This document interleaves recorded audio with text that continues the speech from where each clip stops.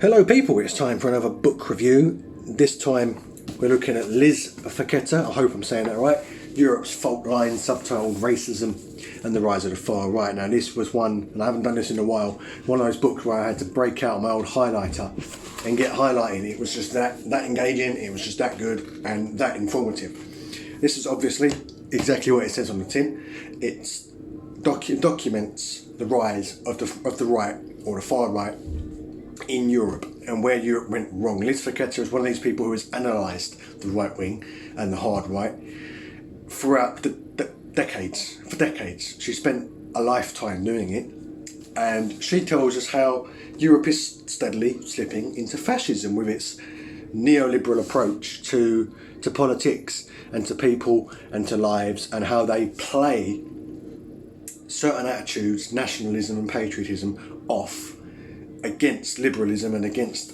other ideologies just to get what they want, which is basically, essentially, more profit for private capital. I'll read you some of the passages that I highlighted. Major trials involving right-wing criminal conspiracies have either taken place in recent years or are ongoing in many countries, including Germany, Italy, Spain, France and Hungary.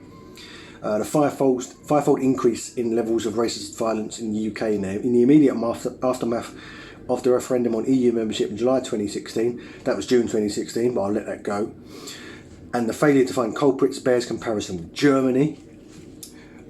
Chancellor Kohl effectively rewarded the neo-Nazis by abandoning Article 16 of the German Constitution, which guaranteed the right to asylum. So it talks about asylum seekers and immigrants and how European attitudes are becoming increasingly authoritarian.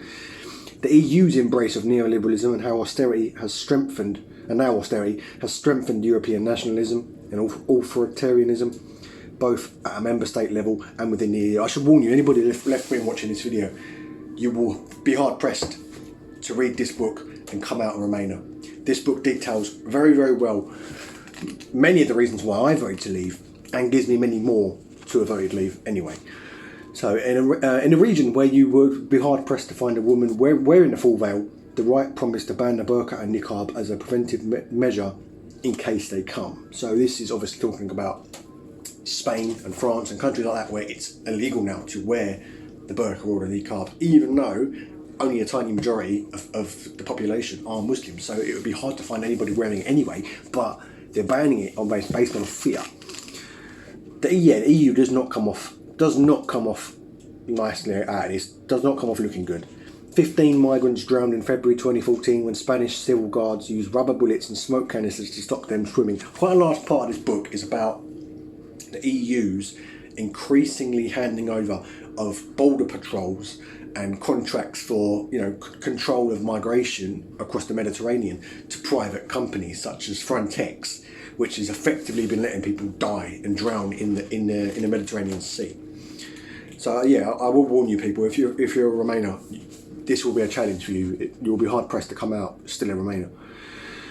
On the Greek island of Chios, babies have been starved through inadequate supplies of milk formula. So refugee babies are being starved because they're not getting the right help.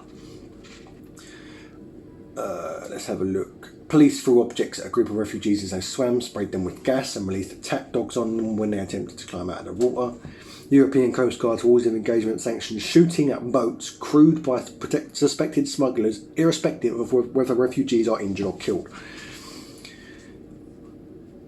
The illegality industry is how Ruben Anderson refers to this, pointing out that border technology creates what is meant to eliminate or transform, namely more migrant illegality. So it's important to note that these companies, Frontex and stuff, present themselves as humanitarian, but really what they're doing is feeding off of people's fears that people are illegal. And essentially, companies such as Frontex and others have been accused of inflating their numbers, so claiming that more people are crossing the sea than actually are. It's very interesting to read. It's very, very fascinating. She knows what she's talking about. This whole page was concerning to me, talking about in the UK and the armed forces essentially brainwashing of kids in the UK. The Troops for Teachers programme, where they get former troops to come in and become teachers, which is fine in and of itself. There's nothing wrong with a former soldier being a teacher, but the whole idea is to promote British values in schools. And Michael Gove, one of the architects of Brexit, but then Education Secretary, argued that ex-soldiers recruited to teach former teacher or mentor, school students would provide male authority figures and an educational underclass, which, having grown up in a culture of dutiless rights, knew no civilised boundaries.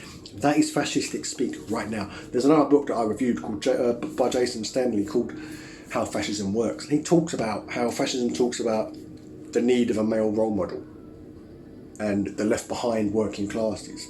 And it talks about things like that to suck people in. Michael Gove was talking like a fascist in that passage. Go ahead, pick it up, read it. It's definitely worth a read. I would highly recommend it. Probably the best book I've read so far this year. And I know I said that about Red Dragon, but this one has overtaken it. I know I said as well in the review for Red Dragon by Thomas Harris, I said there may be books, obviously, to beat Red Dragon as the best book of the year, because that was the first book of the year and I said it was great. This book beats it. Europe's Fault Lines by Liz Fekete. Give it a read. Let me know what you think in the comment section. Thanks for watching. I'll see you next time.